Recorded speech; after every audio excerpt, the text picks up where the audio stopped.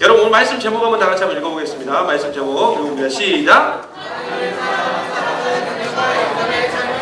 네, 하나님을 사랑하는 사람은 능력과 영접의 삶을 산다라는 제목으로 하나님 말씀 전하도록 하겠습니다. 여러분 신약 성경을 시작하면서 또 예수님에 대해서 굉장히 노골적으로 소개하는 네 권의 성경이 있습니다. 그게 뭐죠? 마태, 마가, 누가, 요한복음입니다. 우리가 마태, 마가, 누가, 요한복음을 보면 똑같은 내용 같지만 사실 다 나름대로의 특징이 있고 내용도 조금씩 다릅니다. 예를 들어서 마태복음은 그 예수님의 말씀을 중심으로 해서 쓰여진 책이에요. 예수님의 말씀을. 그래서 마태복음에는 뭐가 많냐면 예수님의 설교가 굉장히 많이 나옵니다. 무려 5편이나 들어있어요. 예수님의 설교가. 이 설교문을 중심으로 해서 마태복음의 이야기가 다 진행되고 있죠.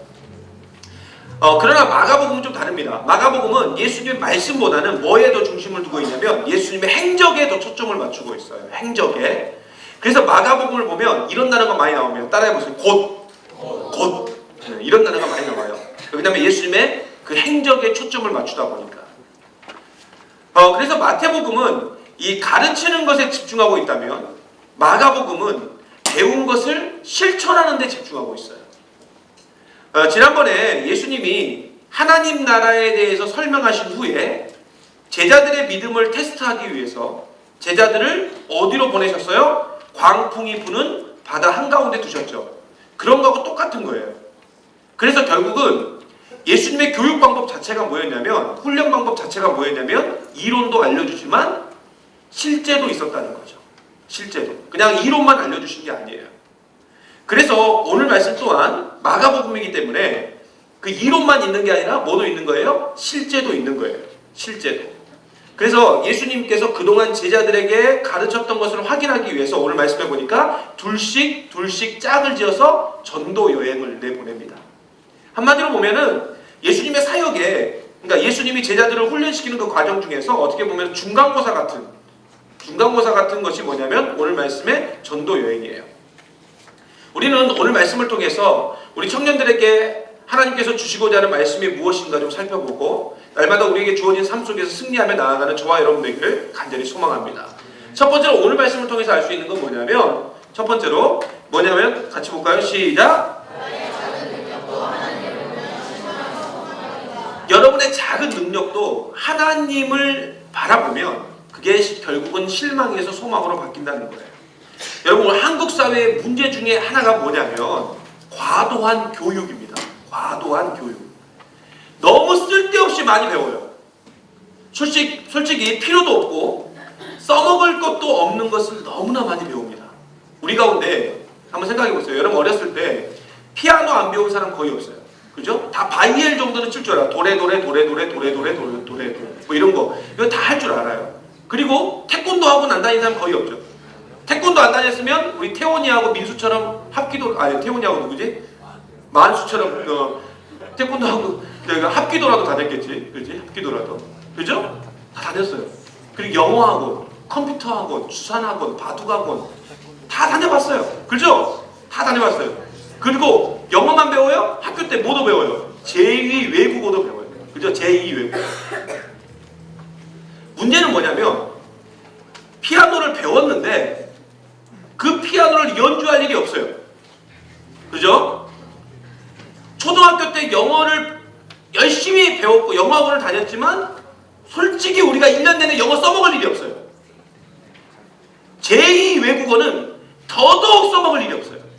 그죠? 저 같은 경우는 독일어를 고등학교 때 3년, 대학교 때 2년, 무려 5년을 배웠어요. 5년. 독일어를 5년을 배웠는데 제가 독일어 써먹은 건 언제냐면 고등학교 다닐 때 독일 여고생과 펜팔을 했거든요. 그때 한번 써먹었어요. 물론 그녀의 사진을 보고 멈추긴 했어요. 여러분도 아시다시피, 웬 아줌마가 있더라고요. 여러분도 아시다시피 우리나라 대학 진학률이 세계 최고 수준인 거 아시죠?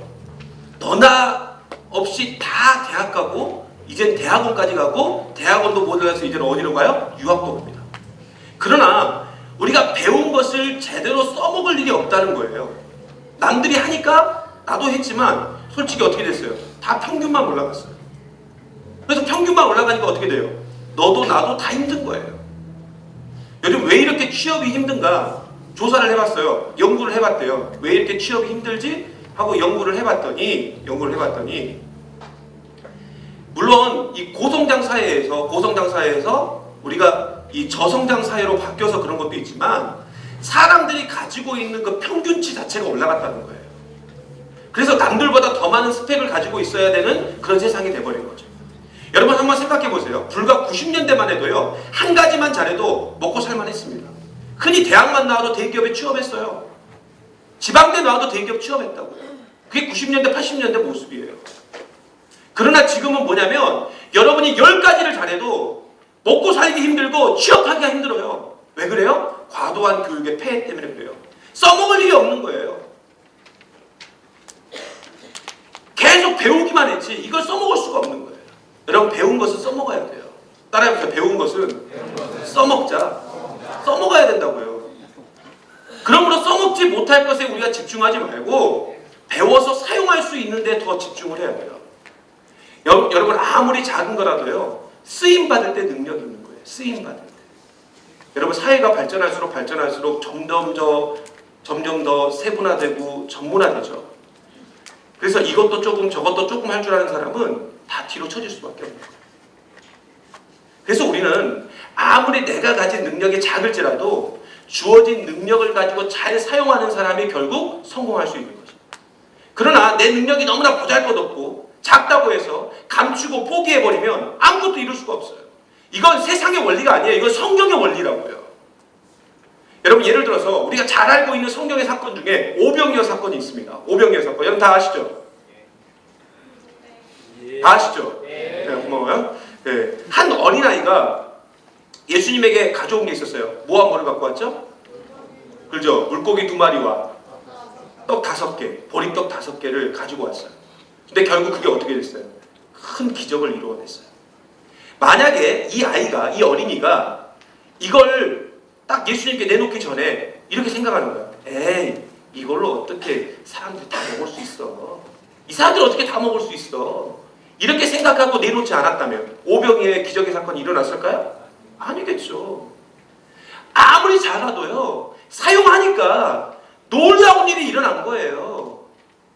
여러분 마태복음 25장에 나오는 달란트 비유, 제가 저번에 한번 이야기했죠? 주인이 3명의 종에게 각각 5달란트와 2달란트와 1달란트를 줬다고 했죠? 제가 설교 때도 말씀드렸지만 이 달란트가 결코 작은 단위가 아니라 그랬어요. 최소 5억 원의 가치가 있다고 그랬어요. 1달란트가. 그런데 1달란트 받은 종은 그게 크다고 생각했어요? 작다고 생각했어요? 작다고 생각했다니까요. 왜요? 저 친구는 5달란트 받았으니까. 저 친구는 2달란트 받았는데 나는 1달란트만 받았으니까 작다라고 생각한 거예요. 그리고 어떻게 해버렸어요? 땅에 묻어놨잖아요. 그러니 결과가 뭐예요? 결국 1달란트예요. 사용하지 않으니까. 그런데 5달란트 받은 종은 어떻게 됐어요? 5달란트를 남겼고 2달란트 받은 종은 2달란트를 남겼죠. 결국 사용하니까 그 배가 됐죠. 결국 크고 작고의 문제가 아니라 내가 가지고 있는 이것을 어떻게 사용하는가, 이게 더 중요하다니까요. 그러므로 만약에 하나님이 우리에게 주신 것이 작다고 포기해버리면 안 되는 거예요. 여러분 지방에 사는 청년들은 서울에 거주하는 청년들에 비해서 내가 가진 것이 너무 작다고 생각합니다. 그러나 여러분 절대로 그렇게 생각하면 안 돼요. 우리가 땅끝에 서 있다 할지라도 하나님께서 내게 주신 것을 잘 사용하면 우리는 오병이어의 기적과 같은 역사를 보게 될 줄 믿습니다. 여러분 오늘 말씀에 나온 제자들 정말로 가진 것 없는 인간들이었거든요. 예수님의 제자들은 대부분 지방 출신이었어요. 요즘으로 하면 지방대 출신의 고졸 출신이 다 예수님의 제자들이었다고요. 그리고 대기업은커녕 중소기업 다니고 자영업을 하거나 어부 출신의 사회운동가였어요. 물론 세무공무원도 있었죠. 여러분이 그렇게 하고 싶어하는 세무공무원. 그런데 사람 취급을 받지 못했어요. 예수님은 이런 제자들을 제자 삼아 주셨고 그들이 가지고 있는 아주 티끌 같은 그 능력을 오늘 말씀해 보니까 사용하시는 걸 볼 수가 있어요. 그리고 제자들은 그 티끌 같은 능력을 가지고 둘씩 짝을 지어서 나가는 거예요. 지금 전도를 나가는 거예요. 여러분 오늘 말씀해 보니까 그들이 놀라운 일을 행했습니다. 그 티끌 같은 능력. 어떻게 됐냐? 13절 말씀, 마지막 말씀 한번 띄워주세요. 같이 봅니다. 시작. 티끌 같은 능력을 갖고 있었는데 이렇게 된 거예요.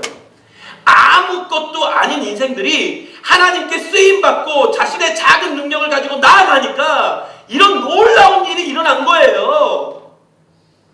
우리는 많이 가져야 되고 많은 것을 내가 누리고 있어야 내가 성공할 수 있다라고 생각하는데, 그래서 뭐 금수저, 흑수저, 뭐 헬조선 이런 말까지 우리가 공공연하게 이야기하고 있는데, 물론 제대로 된 정신을 가지고 있지 않는 정치가들 때문에 이렇게 된 것도 있지만 우리가 언제까지 남 탓하고 나라 탓할 거예요? 여러분, 어느 곳이든 어떤 곳이든 사람이 사는 곳에는 다 불평등이 존재합니다. 여러분, 평등했다면 여기 있는 모든 사람들이 다 김태희고 원빈이겠죠? 그겠죠? 평등했다면. 근데 여러분 옆에 있는 얼굴 한번 봐보세요. 아유, 역시 하나님 불공평하구나 이렇게 느껴지잖아요. 똑같은 거예요. 몸매만 봐도 그렇잖아. 몸매만 봐도 얼마나 불공평한지. 그죠? 나는 완벽한데 너는 왜 이렇게 거지 같니? 뭐 이렇게 다 생각할 수 있잖아요. 여러분, 왜냐하면 왜 이렇게 불공평하냐면, 불평등하냐면 인간 자체가 원래 불완전한 존재예요. 그리고 이기적인 존재예요. 여러분, 불평등이란 사실 굉장히 객관적인 기준이 없어요. 그리고 불평등을 우리가 생각할 때 항상 어떻게 생각하냐면 주관적으로 생각하거든요. 그 주관적 성향이 너무 강하기 때문에 이 불평등은 어쩔 수 없이 어디나 존재하는 거예요. 그러므로 많이 가지고 적게 가지고가 문제가 아니라 내가 가진 능력을 잘 사용하는가? 그게 더 중요하다고요. 우리는 자꾸만 성공의 기준을 걱정 없이 잘 먹고 잘 사는 것이라고 생각하는데, 제가 지난주에도 말씀드렸죠? 우리가 사는 세상에서 생활의 염려는 절대로 우리를 놓아주지 않는다고. 그렇죠? 인간은 아무리 부자로 호화롭게 살아도요, 생활의 염려는 존재하는 거예요. 그러므로 가난하고 부족해도 또 그렇게 살아도 얼마든지 행복할 수 있어요. 결국 많고 적음의 문제가 아니라는 거예요. 내가 가지고 있는 것을 잘 사용하고 있는가, 그게 더 중요한 거라고요. 여러분, 오늘 말씀의 제자들은 정말로 보잘것없는 인생들이었죠. 흑수저 중에 흑수저였어요. 그런데 이들에게 예수님께서 권능을 주시니까 그들이 가지고 있는 작은 능력이 어떻게 됐어요? 큰 능력이 된 거예요. 우리도 마찬가지예요. 누구의 손에 들려있는가, 이게 중요한 거예요. 여러분, 집밥 백선생 보셨어요? 그죠? 다 한 번쯤 보셨죠? 집밥 백선생. 그죠? 그래서 집밥 백선생에서 뭘 하냐에 따라서 그 다음날 마트의 매출이 달라지잖아요. 그죠? 여러 가지 매출이 달라지는데, 여러분, 거기서요 보면 똑같은 재료를 가지고 백종원이 하는 음식과 김구라가 하는 음식이 어떻게 돼요? 달라요. 다르죠? 여기도 우리 지금 이 안에도 그 셰프를 꿈꾸고 있는 친구들이 몇몇 있는데, 여러분, 똑같은 칼이라도 유명한 셰프의 손에 달려있으면 그 칼은 멋진 요리 도구가 되는 거예요. 그러나 초보 요리사의 손에 들려있으면 제대로 된 음식 하나 만들 수 없는 그런 존재가 된다고요. 지금 우리의 모습은 너무나도 연약하고 너무나도 보잘것없지만 예수님의 제자들처럼 예수님 손에 붙들린 인생이 되었을 때 우리의 작은 능력이 우리가 상상할 수 없는 그런 큰 능력으로 드러나고 그렇게 나타나게 될 줄 믿습니다. 여러분, 이 놀라운 사실을 여러분 반드시 기억하셔야 돼요. 그리고 하나님께 우리 자신을 온전히 드리고 하나님께서 나를 인도하시는 대로 믿음으로 나아가면 돼요. 물론 내가 가진 작은 능력 때문에 여러분 두려울 수 있어요. 아, 나는 너무 능력이 작은데, 난 능력이 없는데. 그러나 여러분이 보세요. 여러분이 여러분 자신을 보면 실망이에요. 그렇죠? 여러분이 여러분 자신을 보면 실망이라고요. 저도 제 자신을 바라보면 실망이에요. 그러나 하나님을 바라보면 뭐가 있는 거예요? 소망이 있다는 거예요. 하나님은 하나님을 붙드는 자를 분명히 크게 사용하세요. 그리고 우리의 작은 능력보다 상상할 수 없는 능력을 우리에게 부어주시고 이를 통해서 예수의 이름이 드러나게 하시고 하나님의 영광이 드러나게 하신다는 것입니다. 여러분, 걱정하지 말고 염려하지 말고, 그리고 내 작은 능력에 제발 실망하지 말고 위에 계신 그 하나님만 바라보면서 하나씩 우리가 그렇게 준비하다 보면 하나님의 때가 될 때 놀라운 하나님의 영광을 우리가 보게 되고, 역시 하나님이 하셨다. 따라해보세요. 역시 하나님이 하셨다. 역시 하나님이 하셨다라고 여러분이, 저나 여러분이 다 그렇게 고백하게 될 겁니다. 오늘 말씀을 통해서 두 번째로 알 수 있는 건 뭐냐면, 같이 볼까요? 시작. 영접받으려 하지 말고 먼저 영접. 오늘 말씀 11절에 있는 내용이요. 마태복음 10장 14절과 15절에 딱 나옵니다. 자, 한번 다 같이 보겠습니다. 같이 볼게요. 시작. 누구든지 너희를 영접하지 아니하고 너희 말을 듣지도 아니하거든 그 집이나 성에서 나가 너희 발에 먼지를 떨어버리라. 내가 진실로 너희에게 이르노니 심판날에 소돔과 고모라 땅이 그 성보다 견디기 쉬우리라. 아멘. 여러분, 예수님은 제자들을 영접하지 않는 사람들은 소돔과 고모라와 같이 멸망하게 될 것이다 라는 그런 말씀을 하십니다. 그리고 제자들에게 그렇게 이야기하면서 야, 너희들 나가서 복음을 전해. 너희가 복음을 전하는데, 나를 전하는데 사람들이 받아들이지 않으면 그렇게 소돔과 고모라처럼 멸망할 거야 하고 이야기하셨어요. 굉장히 무시무시한 말씀이죠. 이 말을 들은 제자들은 한편으로는 굉장히 무섭기도 했지만 나름 든든하기도 했을 거예요. 그렇다면 왜 예수님은 이런 말씀을 하셨을까? 물론 복음을 듣지 않고 거부한 사람들에 대한 경고의 메시지이기도 하지만 우리는 이 말씀 가운데 영접이란 단어에 조금 포커스 보려고 합니다. 영접. 여러분, 성경에 영접의 대상은 크게 두 부분으로 나뉘어져요. 두 부분으로. 첫째는 뭐냐면 하나님, 둘째는 이웃입니다. 그래서 예수님께서 마가복음 12장 30절과 31절에 어느 계명이 가장 크냐는 서기관의 질문에 이렇게 말씀하셨어요. 같이 볼게요. 시작. 너희 내 마음을 다하고 목숨을 다하고 뜻을 다하고 힘을 다하여 주 너희 하나님을 사랑하라 하신 것이요. 둘째는 이것이니 내 이웃을 내 자신과 같이 사랑하라 하신 것이라. 이보다 더 큰 계명이 없느니라. 이와 똑같은 내용이 마태복음 22장에도 나와 있는데요. 이렇게 하나님을 사랑하고 이웃을 사랑하는 것 자체가 뭐라고 말했냐면 율법과 선지자의 강령이다 이렇게 말했어요. 뭐라고요? 율법과 선지자의 강령. 그게 뭐라고요? 하나님 사랑, 이웃 사랑이에요. 결국 하나님을 영접하고 이웃을 영접하는 것 자체가 뭐냐면 그게 율법이고 선지자예요. 여러분, 마태복음 7장 12절에 보면 신약의 황금률이라고 해가지고 굉장히 유명한 성경 말씀이 있습니다. 여러분 한 번쯤은 다 들어봤을 거예요. 이 말씀 한번 다 같이 보겠습니다. 시작. 그러므로 무엇이든지 남에게 대접을 받고자 하는 대로 너희도 남을 대접하라. 이것이 율법이요 선지자니라. 바로 영접하는 것 자체가 뭐냐면 율법이고요. 영접하는 것 자체가 뭐냐면 선지자라는 거예요. 그러니까 여러분이 누군가를 영접하고 누군가를 대접하고 누군가를 사랑해주면 그게 뭐냐면 그것 자체가 율법이고 그것 자체가 선지자라는 거예요. 엄청나죠? 그런데 문제는 뭐냐면 여러분, 우리가 하나님을 사랑하고 예수님을 영접했죠. 그죠? 그래서 다 이 자리에 있는 거 아닙니까? 하나님을 사랑하고 예수님을 영접했어요. 그런데 예수님을 영접함으로 그 영생도 허락받았어요. 그런데 문제는 뭐냐면 이 하나님의 사랑이 거기서만 멈춰 있다는 거예요. 분명한 건 뭐냐면 하나님의 사랑이 어디로 가야 돼요? 이웃사랑으로 흘러가야 된다고요. 연결돼야 된다고요. 그게 율법이고 그게 선지자예요. 근데 이게 안 되는 거예요. 여러분, 우리가 분명히 알아야 될 게 있는데 예수님의 전체적인 정신 자체가 뭐냐면 단순히 사랑이 아니에요. 뭐와의 사랑이에요? 하나님 사랑, 이웃 사랑인 거예요. 근데 우리는 하나님만 사랑한다니까요. 그건 하나님을 사랑하는 게 아니에요. 하나님 사랑, 이웃 사랑은 항상 같이 가는 거예요. 그러니까 내가 하나님을 사랑한다고 한다면 그 사람은 이웃도 사랑하는 거예요. 내가 하나님을 사랑한다고 한다면 여기 있는 우리 공동체에 있는 모든 사람을 다 사랑하는 거예요. 내가 하나님을 사랑한다면 이 지구상에 있는 모든 사람을 다 사랑해야 된다는 거예요. 그게 예수님의 사랑이에요. 그런데 우리는 누구만 사랑해요? 하나님만 사랑한다고요. 그리고 우리는 하나님을 믿는다라고 말한다고. 그러니까 그런 삶 속에 살아가니까 우리의 신앙이 바닥을 치고 있는 거예요.